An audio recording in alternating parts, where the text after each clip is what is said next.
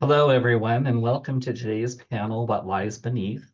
I am John Charles from the Poison Pen Bookstore in Scottsdale, Arizona, and I'll be moderating today's session. We have a stellar group of authors on the panel who not only write captivating and compelling mysteries, suspense novels, and thrillers, but who are in many cases helping push and expand the boundaries of what we call crime fiction today. Now, let me introduce our authors. Born in England, Sarah Easter Collins traveled the globe before returning home.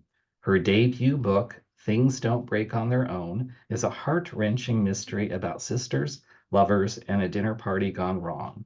The book will be published by Crown in July.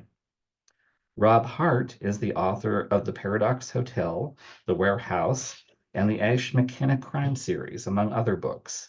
His new book, Assassins Anonymous, will be published by Putnam in June and features the most dangerous assassin in the world and his attempt to put his past behind him. Robert Justice's first novel, They Can't Take Away Your Name, was named a runner-up for the Sisters in Crime Eleanor Taylor Bland Award. His new book, A Dream in the Dark, features an innocent man about to be executed for a crime he didn't commit, whose fate now lies in the hands of Liza Brown and Eli Stone. The book will be published by Crooked Lane in July.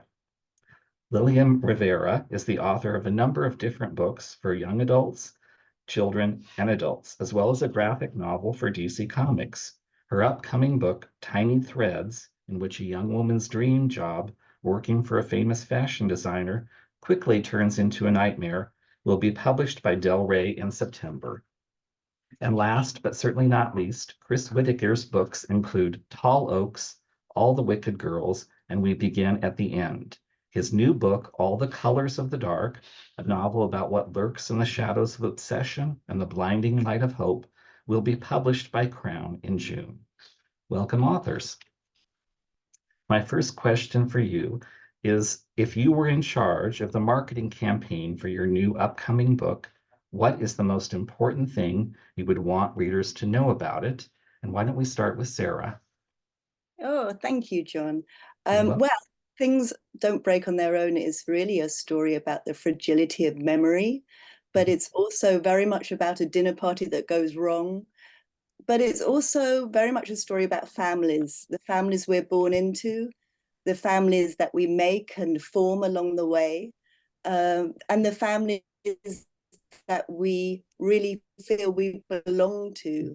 It's also very much a story about sisterhood in all its forms. Robert, what about you?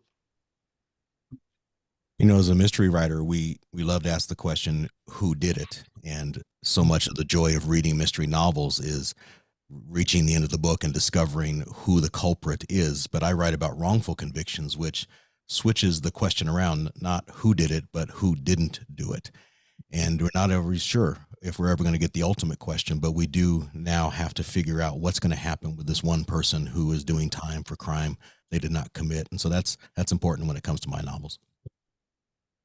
Rob, what would your answer be? I would just want to get across that, Assassins Anonymous is meant to be, fun and over the top, and it's meant to be a thriller, but it's also really meant to dig into this idea of what it takes to make amends and to be sorry and to not want to be defined by the mistakes that you've made in your life. That like it is possible to change even if the things that you did were pretty terrible. That's great. Lillian? So Tiny Threads is about a fashion, but I really wanted to be more like if Wears Prada was a horror story and seen through the eyes of a Latina. Like I really wanted to talk about what it means to be in a city that's very industrial, and how that kind of inflicts these kind of horrors throughout the community, and how this one woman is going to, sort of question whatever she sees, whether it's her own questions of her sobriety, and also questions of, whether or not she's really seeing these things. So it was really fun to be able to play in this genre, which I've only stepped into certain times in my, children's book, but now I really go dark. Chris, what about you? I started off about 4 years ago with it was supposed to be a really simple pitch. It was two abducted teenagers fall in love in the pitch black basement they're being held in, having never seen each other. The boy escapes and then can't find his way back to the girl. The police don't believe that she's real. They think because he was held down there for so long that he kind of conjured her out of his mind. But he knows in his heart that she is. And so he sets out trying to find her, to try to find this missing person that might not exist. And then it evolved into something like bigger, and it became this book that spans like 27 years. And I missed my deadline by about 2 years, and just went a bit mad writing it.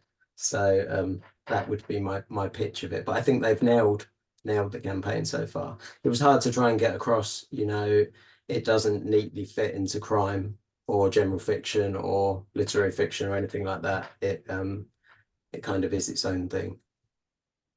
That's fascinating. My first question for Sarah is, Things Don't Break on their own opens with a dinner party, but it was inspired by a dinner party. Can you kind of tell us about the origins of the book? Yes, I can. So I was once at a gathering in Australia where there was one of the other guests who described himself as a tax avoidance lawyer, dominated the entire evening and spoke about himself that whole time. He ignored all the women completely, but he did actually eventually ask my husband what he did. And when my husband said that he was a helicopter pilot, this guy automatically assumed that he took people on joyrides. So I should explain that this was in 2020. And the reason we were in Australia is because my husband was putting out the wildfires there, which involves scooping up these giant buckets of water and flying over and dumping them on the fire. It's incredibly difficult and dangerous work. And we were literally having a couple of days off to give him a break from that when this happened. So as I said, he ignored everybody else at the table. He ignored definitely all the women. And it really made me think about what everybody is bringing to a situation like that, a table, a gathering, where everybody is coming with their own secrets and histories and stories and backgrounds, and how if you don't bother talking to someone, you'll never have any idea what potentially they could be telling you. So I also began to wonder what would happen if some of those worlds collided, if you bring a gathering together and find those worlds start to collide. So the next morning, I scribbled a note in the back of my diary about a dinner party, and that's where Things Don't Break on Their Own came from. Oh, that's terrific. Robert, you introduced readers to Liza Brown and Eli Stone in your first book, and now you're bringing them back in A Dream in the Dark. What about these characters made you want to revisit them? Eli and Liza are both broken people. When we when we encounter Eli, he is literally living underground like Ralph Ellison's Invisible Man because of the compounding loss in his life, from his parents to his mentor and then finally his wife. And so he's just trying to escape society, and he discovers this underground abode left over from Prohibition. And so he moves in there, and all he has is his books and his music and his prayer bracelet to keep him company. He's just trying to survive. And then one day Liza Brown walks into his life, and she too is broken, and she's left everything to go to law school because her dad has been wrongfully convicted, and now she's trying to do for others what she wasn't able to do for her father. And so we have these two broken people, and then we place them into a broken system that they don't have superpowers, and they are in the middle of a system that is putting countless number of innocent people in prison for crimes they do not commit. And so how do these broken people navigate a broken system? Wonderful. Rob, I have to ask, how did you come up with the ingenious idea of using a step recovery program for assassins? Because it's brilliant. Thank you. Well, you know what it was is I've always wanted to write an assassin book because I'm fascinated by that moral gray area of the way that like we cast these characters as heroes, even though they're killing people. And I remember watching the movie Nobody with Bob Odenkirk, which is kind of like a John Wick spin, right? And it's one of these guys who retires and swears off killing and then like gets nudged and then slaughters like 100 people. And I was like, man, what would happen if like one of these guys actually like stuck to their vow to not kill anyone anymore? And around the same time, I have a partner who is in recovery. She's okay with me saying that. And she, you know, just being part of that process from the outside made me realize like, oh, wow, like there's something that could really work here. And I knew that it was sort of dicey territory because it was important to me going into it that I treated recovery like the important life-saving thing that it is. I didn't want to, you know, turn it into like just a hook for a story. And I've had several people in recovery read it and say that they really, you know, that I did good work. So I felt really good about that. That was my biggest hill to climb. It was like if I can pay tribute to that, if I can preserve that, then cool. I think this might be okay. You did. Lilliam, you've written that the best way to combat the horrors of our modern reality is to write a darker one.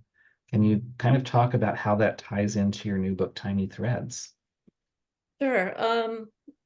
Tiny Threads, you know, the idea came to me maybe in the midst of pandemia. It was all dark every time. And I think the only way I was immersed in reading a lot of horror books, and it really felt like that was the way I could control the horror that was around me. My reality was through reading a book, because I could close the book and I could put the chapter down, and and I could continue the next day.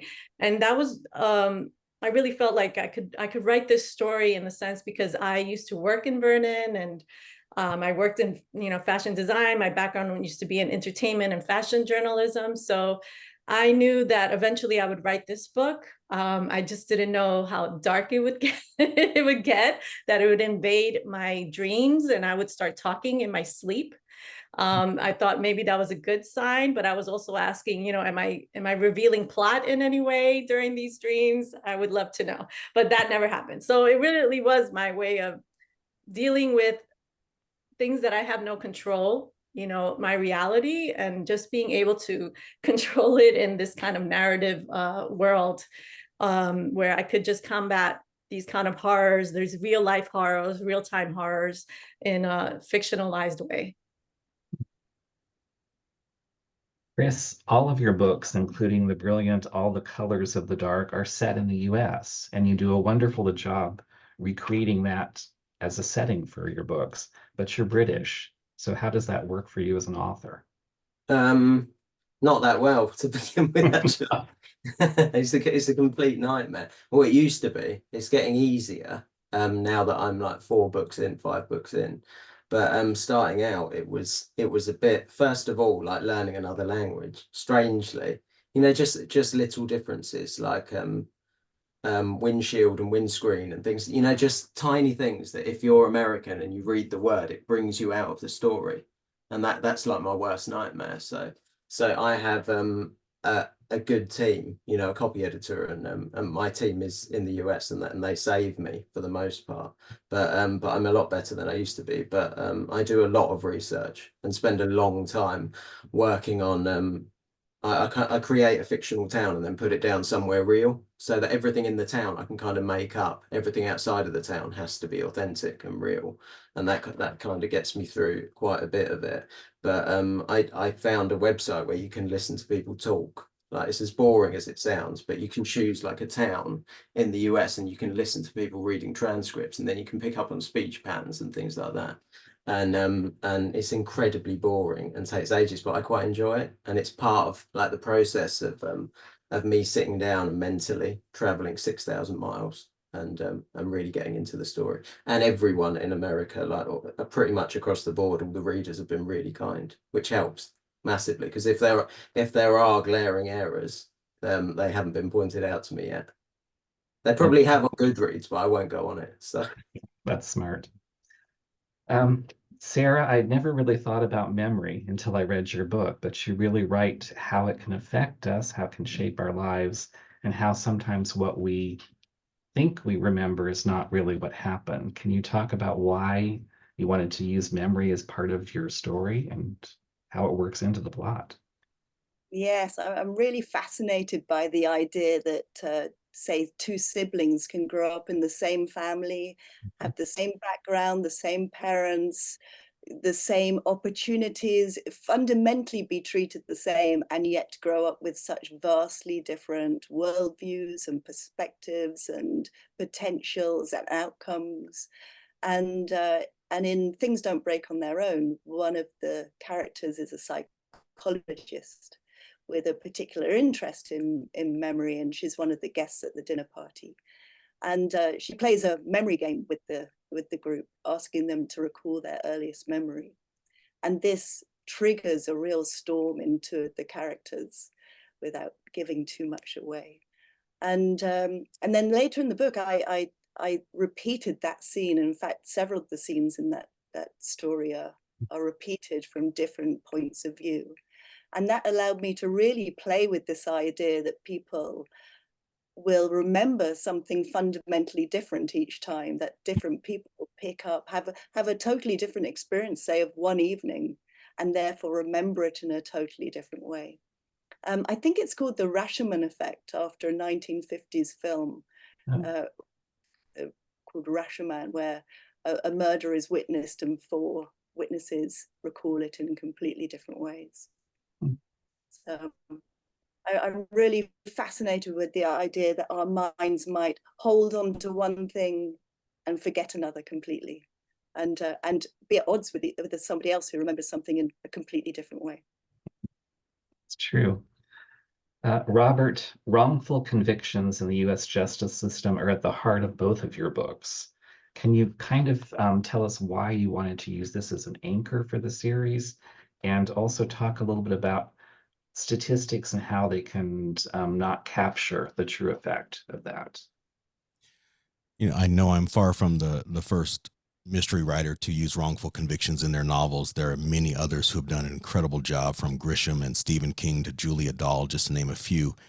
Most of those are standalones, and I wanted a series that just spent some time kind of going beneath the layers of what's happening in society, because I think it's the greatest injustice in our justice system. I mean, those who study these things say that conservative estimates are that 3%, 1 to 3% of all convictions in America are wrong. And so we can pat ourselves on the back and say we get it right 97% of the time, but that means we're missing the 3%. And 3% compounded over years means thousands of people right now are in prison for crimes they did not commit.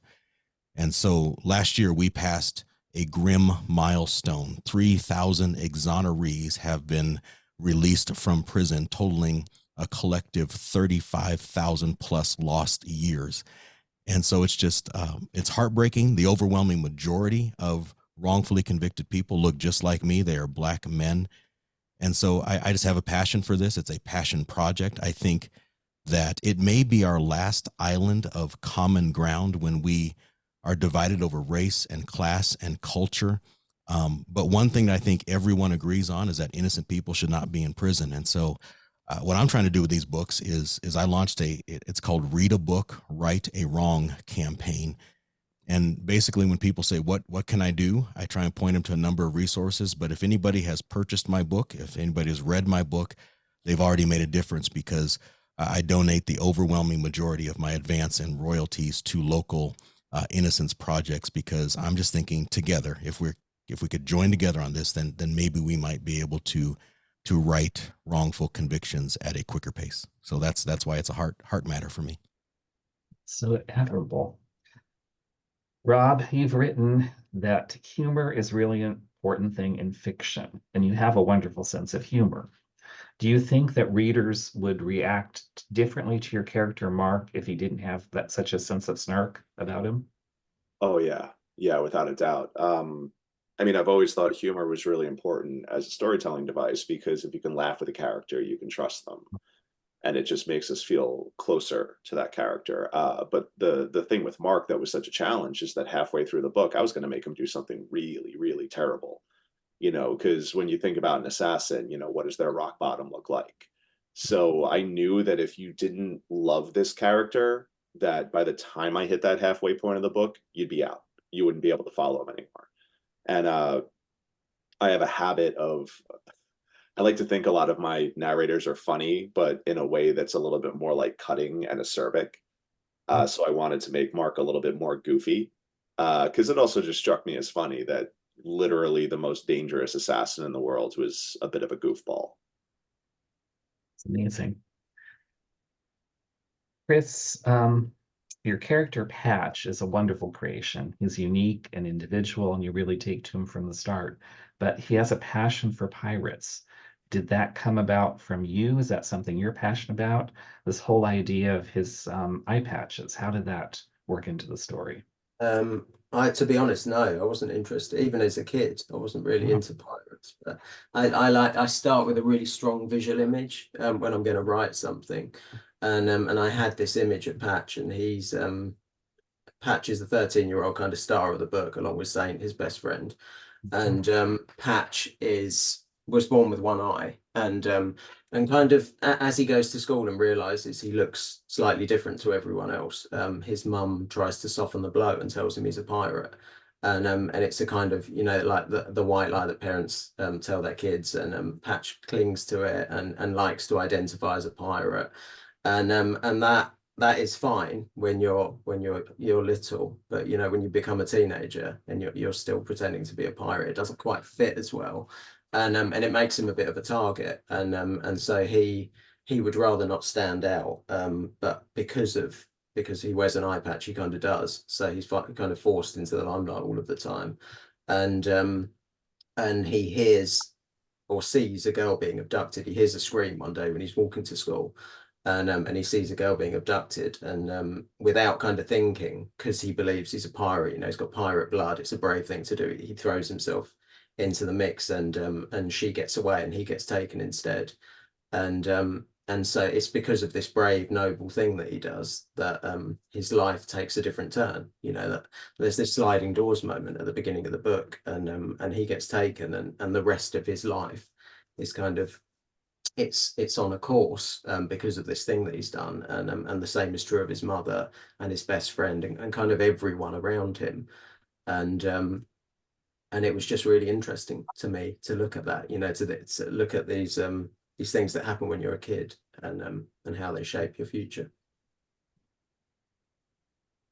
Sarah, in the book you talk about, and I'm going to get this pronunciation wrong, but you can correct me, Kintsugi, which is the Japanese art of repairing broken pottery.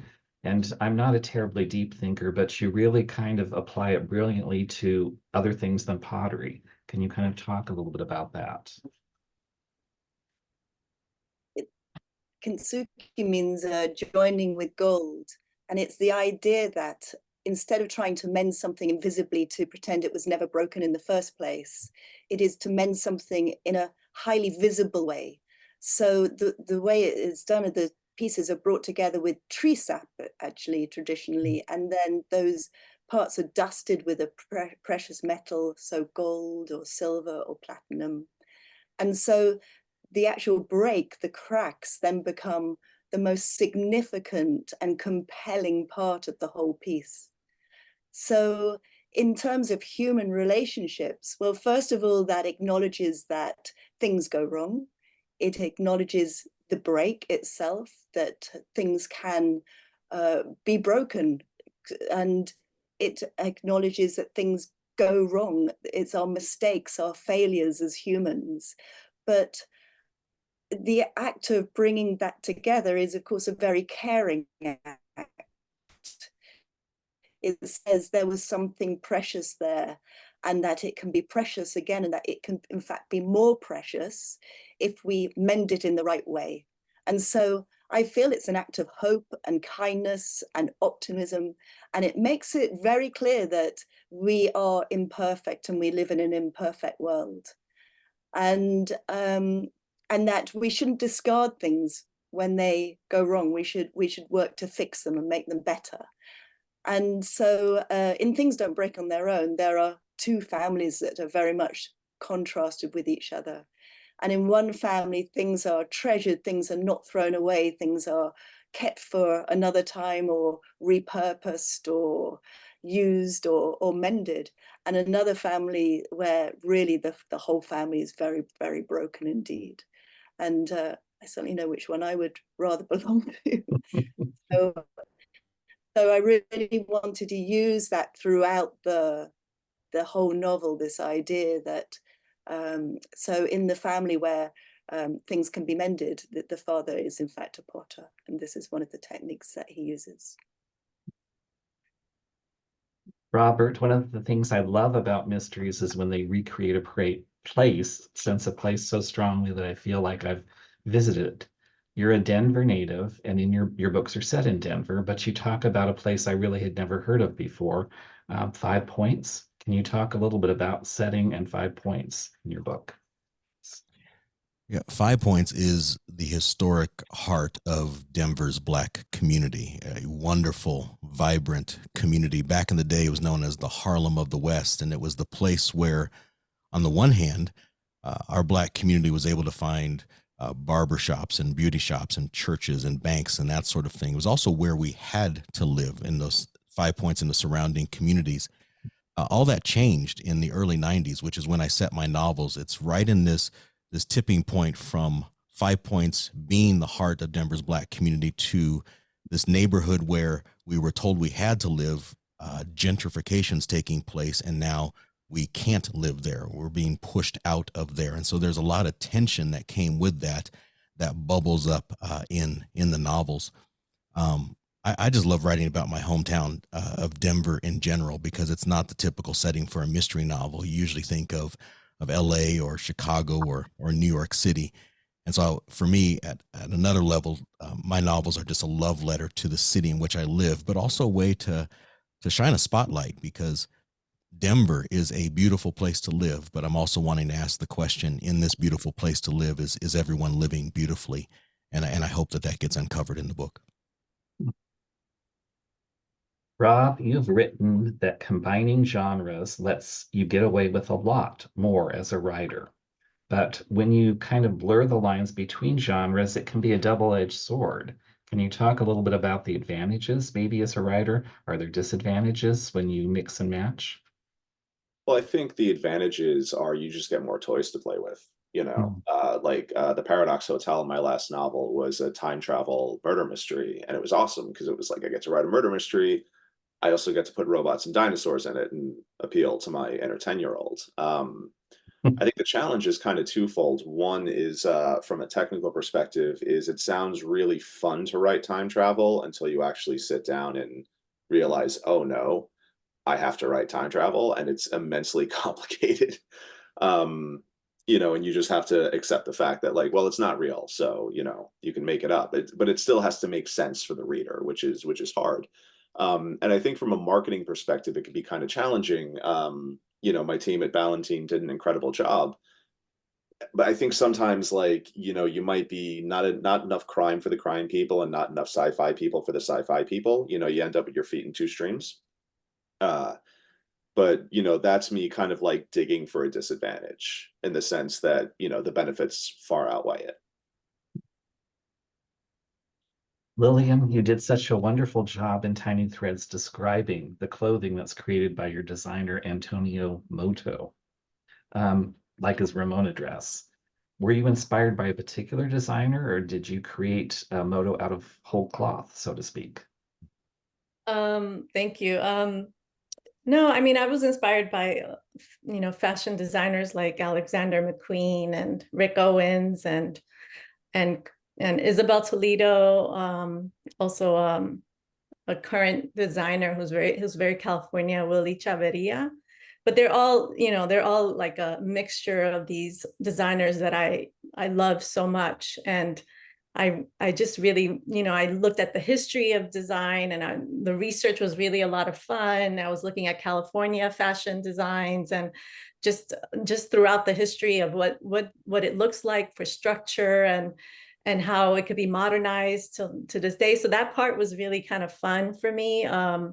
And also just trying to find ways of incorporating the horrors of that, of fashion, of a constriction, of corsets, of being unable to move in certain ways, and this idea of everyone wearing kind of uniforms, you know, uniforms in factories, uniforms when you're working, like all these kind of like warrior uniforms that we wear when we walk into a room. Like what you wear is kind of, for me, has always been like a way of a security blanket in a lot of ways. When I'm entering a room, I need to know what I'm going to wear and how I feel, and, you know, comfortable or not. But it's just this idea of fashion more so as a type of uniform for life, you know, a kind of warrior costume, if I could put it that way. So it was really great to be able to research that and really fall into like the things that I really do love about fashion.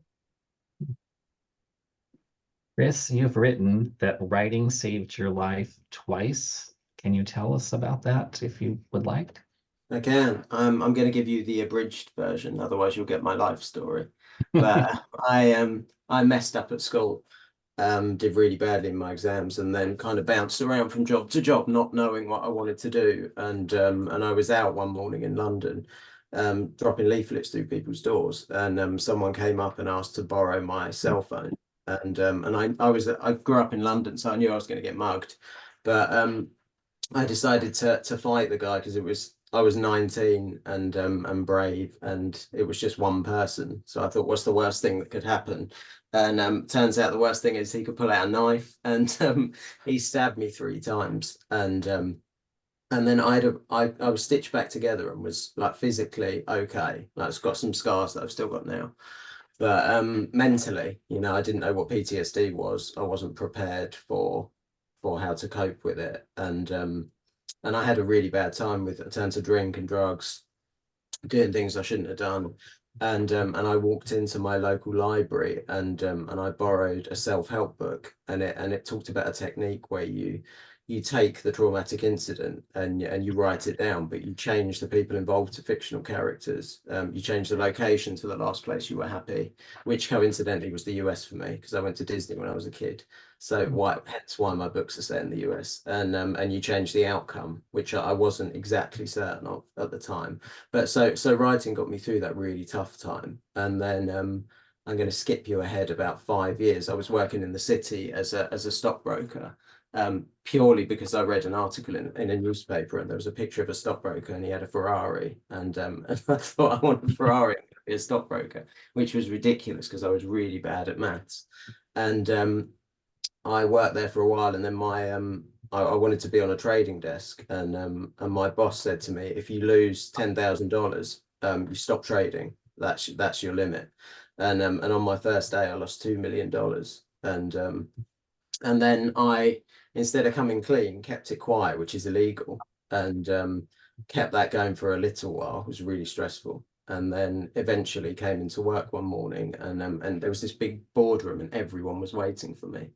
And I got caught, and they kind of cut me a deal. They said, we won't go to the police if you agree to pay back half of it yourself. So I just signed the contract there and then. And I remember riding the train home from London that day, and I was 24, 25, and I was in $1 million of debt. And so I went back to drinking, taking drugs, felt suicidal, went back to writing again, and kind of picked up this fictional character. I picked back up with this fictional character that I'd written about when I was 19.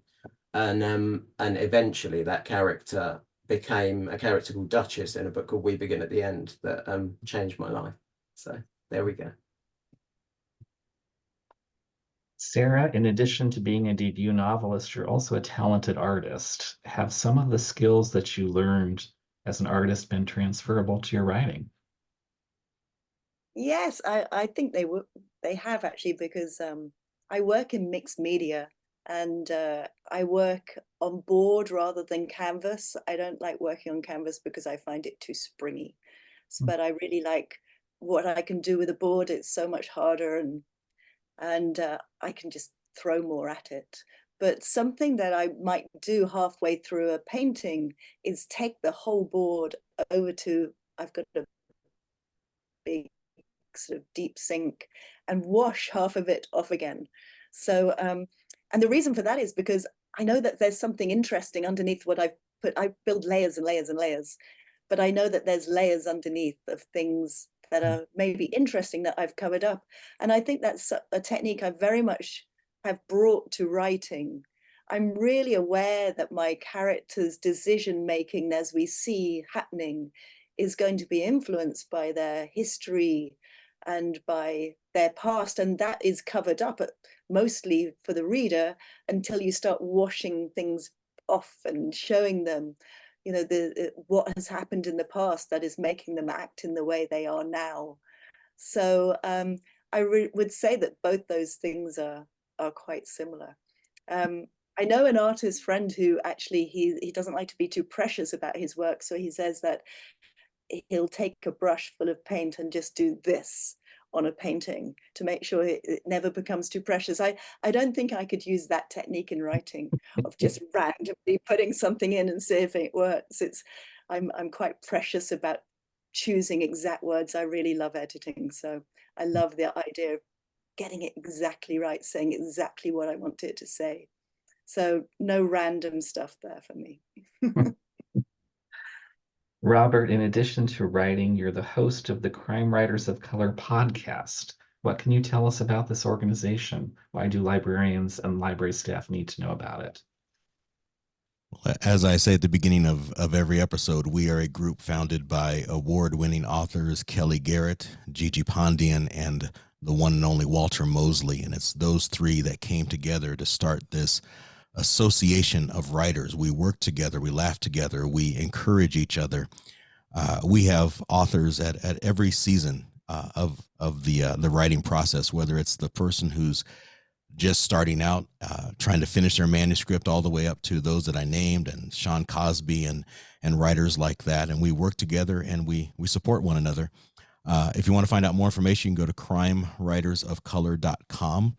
And if you go there, crimewritersofcolor.com, you can find out about our podcast, our YouTube channel, but mostly our books. And I love to say that crimewritersofcolor.com is for anyone who wants their bookshelves to be as diverse as this beautiful world in which we live. And so we have crime writers from across the spectrum, from cozy, noir, all the way to thrillers. And so it's a great resource for people. Rob, my next question is for you. Is it fair to say that if you were a better artist, we would not have books written by you? Oh, absolutely.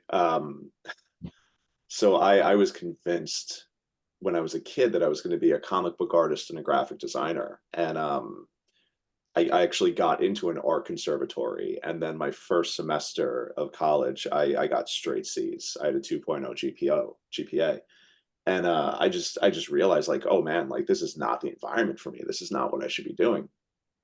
And at the time, I was considering a change, and I had this idea that, like, oh, maybe it would be fun to write books. And I'm like, well, but I don't want to get a creative writing degree. Like, my college was starting a journalism program around then, and I was like, oh, journalism, that's where the money and the job stability is. and that worked out well.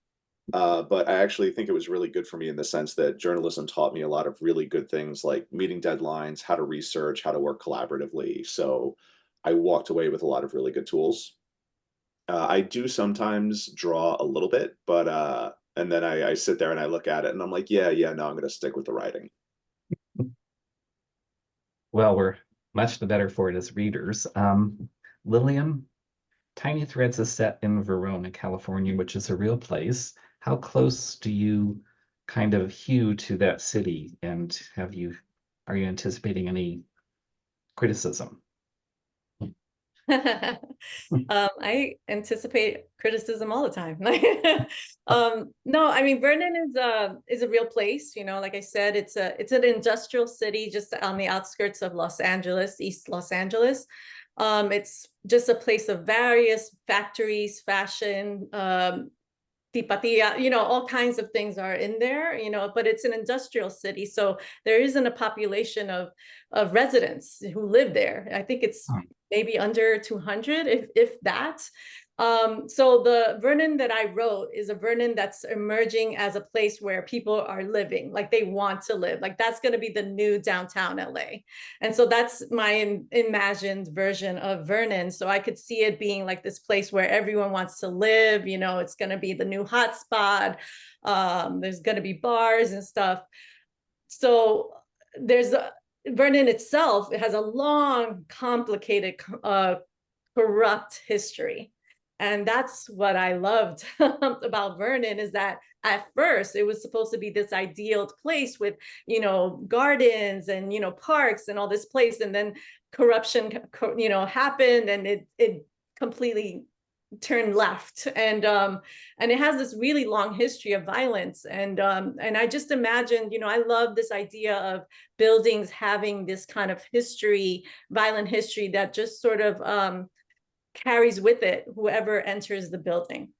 And I love that Samara, who's my protagonist for Tiny Threads, comes from Jersey and lands in Vernon, and she is buying into this aspect of like, this is a new city and I'm going to be a new woman and this is going to be great for me. And then things start to happen and she starts to see and hear things and she questions her own you know, her own sanity. And so I really love this kind of like that aspect of like her discovering the history of Vernon as well as the readers, and just playing with that. So I don't know if there's going to be a criticism for that. I just know that a lot of it is based on history. So, so yeah. Chris, in addition to giving us books for our libraries, you have another connection to libraries. Can you tell us about that? I do. It was my my best job that I've ever had, was working in the library. I loved it so much. So I wrote 2 books. Critically, they did well, but it's hard to make money as an author. And so I was on to book number 3, which was We Begin at the End, but it took ages. It took years to write that book, and I had no money, and I'd quit my city job. So I was still trading in the stock market amazingly, but with my own money. And then I went out and got a job in my local library, and then COVID happened. But the libraries in the UK were deemed like an essential service, which was really good. And so they stayed open. So I got to go out the house and work in the library, and it was just great. It was, you couldn't come into the library, but you could go online and you could kind of choose what genre book that you wanted. And whatever you chose, you would get one of my books in your book back. So I got loads of new readers through that way.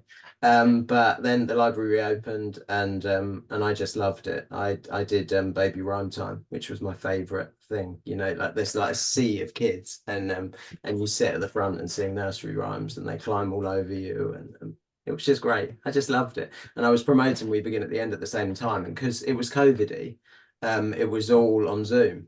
And because of the time difference, it was all like at 2 a.m. and 3 a.m. and things like that. So I was like a zombie in the library during the day. But yeah, loved it.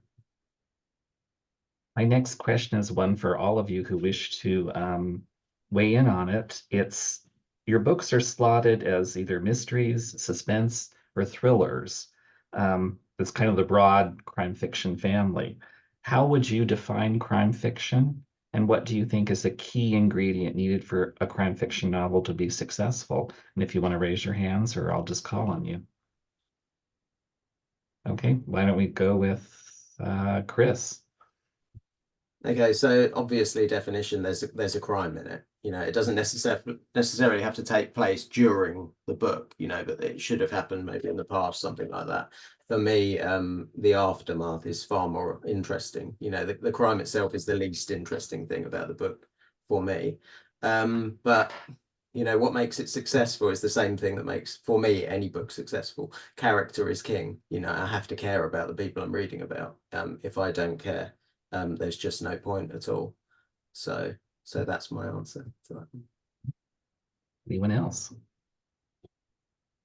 I feel like crime is sort of, it's interesting because I like to say that The Great Gatsby is a crime novel. I mean, it's about a bootlegger and his ill-gotten gains and his eventual death and related to that. I think I mean, when you even pull back like a lot of fiction, you know, it's really it's about the sort of subversion of order and the need to like restore order, you know, which is sort of what makes a good crime novel, is that, you know, something has been upset and we want to see that thing turned right. So you know, even books without crimes in them still are kind of like feeding off that. But that's why I think the crime fiction is just so powerful, is because it's us sort of being assured that there is still order in the world. I just want to add to that, to me, crime fiction is just the secrets that are really kind of hidden deep, and it's also those secrets that are like you're unwilling to face. And I love this idea of being forced to be in a city that it's unfamiliar places, unfamiliar people, and then these secrets are just coming with you from wherever you're coming from, and it's like connecting with other secrets in the city, and maybe it's becoming, you know, an eruption of like, what's the truth and how do you face it? So to me, I'm always, it always goes back to like being a journalist. It's like asking those questions. Even my protagonist is asking these questions that maybe she doesn't want to even know the answers, but she has to. So that's what I feel. We've got 1 minute left if Robert or Sarah wants to add anything in. Well, I was going to agree that yeah, I think the characters are really important, because I think you're probably going to send your characters into some pretty dark places. And so therefore you need your reader to really care about them.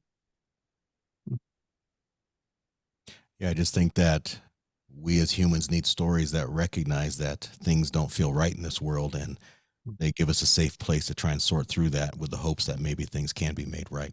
So I think crime fiction helps with that. What wonderful answers. I can't believe how quickly our time has flown by. We've been very fortunate to have with us a wonderfully talented and diverse group of authors talking about their books. Thank you to our authors and to everyone who joined us on this panel.